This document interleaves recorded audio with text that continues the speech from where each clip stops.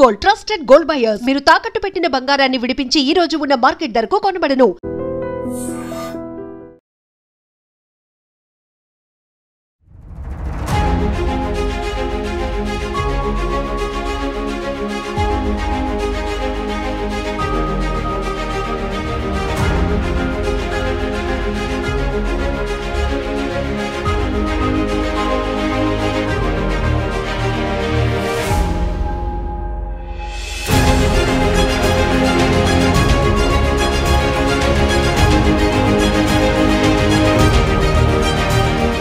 Hello viewers, welcome to iDreams media.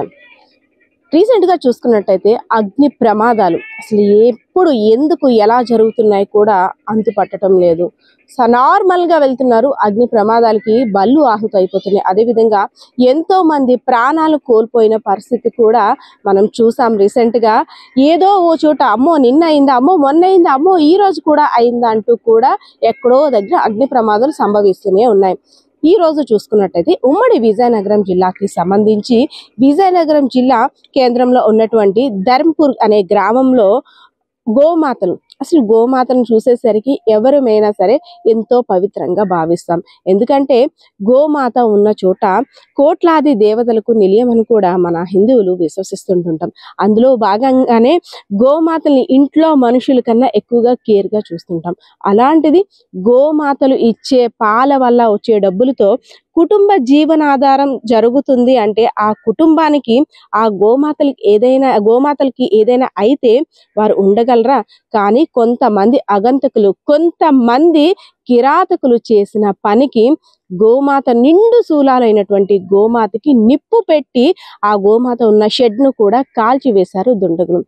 కుటుంబ సమస్యలు ఏవైనా కావచ్చు, కుటుంబం మీద పగ ఉండొచ్చు, కానీ ఏదైనా ఉంటే కుటుంబ సభ్యులతో తీర్చుకోవాలి. కానీ అన్యం పుణ్యం ఎరగని మోగ జీవాల మీద వారి యొక్క కోపాన్ని ఇలా తీర్చుకోవడం వల్ల వారు సాధించింది ఏంటని కూడా కుటుంబ సభ్యులైతే ప్రశ్నిస్తున్న పరిస్థితి.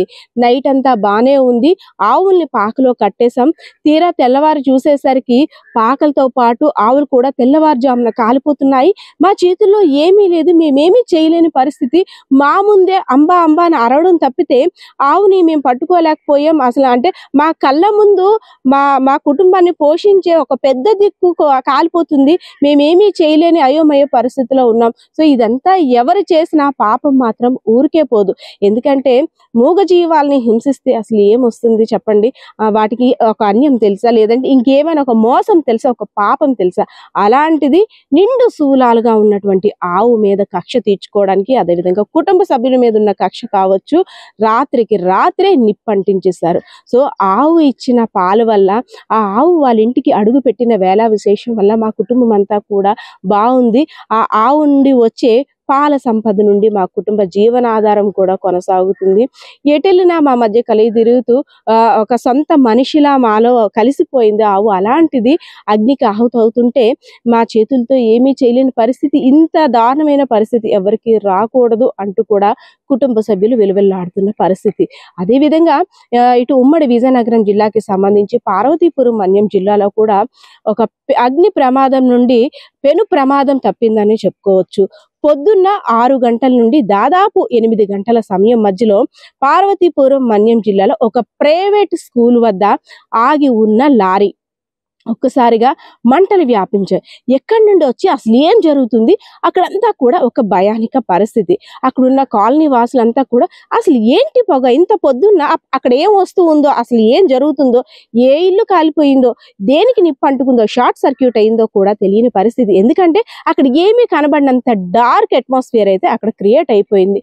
తీరా చూసుకున్నట్టయితే ఆగి ఉన్న లారీ యొక్క టైర్కి అంటే పైన కరెంట్ వైర్లకి షార్ట్ సర్క్యూట్ కారణంగా ఆ లారీకి ఉన్న టైర్లు దగ్ధమై కూడా చుట్టూ పొగలు కమ్మేసి అగ్ని ప్రమాదం సంభవించింది. సో వెంటనే అగ్నిమాపక అధికారులు కూడా అప్రమత్తమై మంటల్ని అదుపులోకి తీసుకువచ్చి పెను ప్రమాదం నుండి అక్కడ వాతావరణం అయితే తప్పించినట్టయితే కనిపిస్తుంది. ఎందుకంటే మరి కాసేపట్లో స్కూల్ పిల్లలు కూడా స్కూల్కి వెళ్ళడానికి రెడీ అవుతుంటారు.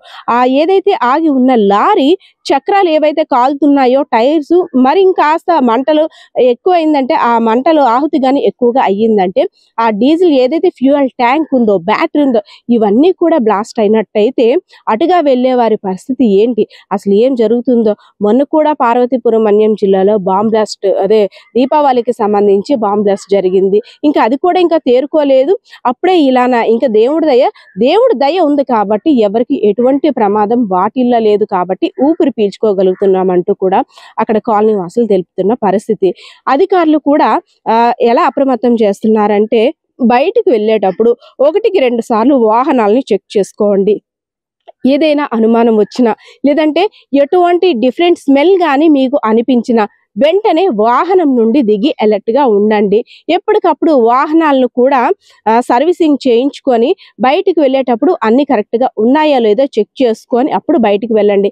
ఎందుకంటే బయటికి వెళ్ళిన తర్వాత ప్రమాదం సంభవించిన తర్వాత బాధపడే కన్నా ముందుగానే అలర్ట్ అవ్వడం మంచిది. సో ఓవరాల్ గా ఉమ్మడి విజయనగరం జిల్లాలో చూసుకున్నట్టయితే అగ్ని ప్రమాదాల వల్ల ఒక దగ్గర అయితే పెను అగ్ని ప్రమాదం నుండి తప్పించుకోగలిగితే ఇంకో చోట కాలిపోయిన మూగ జీవాల్ని చూస్తూ కన్నీరు మున్నీరుగా విలిపిస్తున్న కుటుంబ సభ్యులను చూస్తుంటే ప్రతి ఒక్కరు కూడా అయ్యో పాపం మూగ జీవాల మీద ఎందుకంత కక్ష, ఆ దుండగులకు భగవంతుడు సరైన శిక్ష వేస్తాడు అంటూ కూడా చాలా మంది అంటున్న పరిస్థితి అయితే కనిపిస్తుంది. సో ఇది ఓవరాల్ ఉమ్మడి విజయనగరం జిల్లాకు సంబంధించి ఈ రోజు అప్డేట్ అయితే. కెమెరా పర్సన్ బాలకిషోర్తో పద్మ, ఐడ్రీమ్స్ మీడియా, విజయనగరం. మేము వీటి మీద బతుకుతామండి. మేము కూలికాలం 4 కాలము 2 పూటలు గడ్డి కోసుకొని వీటి మీద మేము అంతాను వాటి మీద ఉన్నోళ్ళు మేము. మా పేరు రావజు రవణమ్మ అండి. ఆ కాలం పేరు పత్తిరామ అండి. వీటి మీద మేము అంతాను ఏ కూలికాలం ఏటాలం వాటి మీద మేము బతుకుతాను. మరి ఎవరు కాల్చారో తెలియదు, ఎవరు ఎగ్గెట్టారో తెలియదు. రాత్రి 10 లోపు అయిపోయింది. 2 ఆవులు చనిపోయాయి, మొత్తం 3 చనిపోయాయండి. 2 ఆవులు కాలిపోయాయండి. పాలు వ్యాపారం అండి మాది. మరి ఇంకేటి వెళ్ళమో ఆ పాలు మీద మేము బతుకుతాం. మా వేయట్లేదు, చాలా కాలిపోయింది మాది. ఆవిడ 3 పోనాయి, 2 కాలి తెలియదు.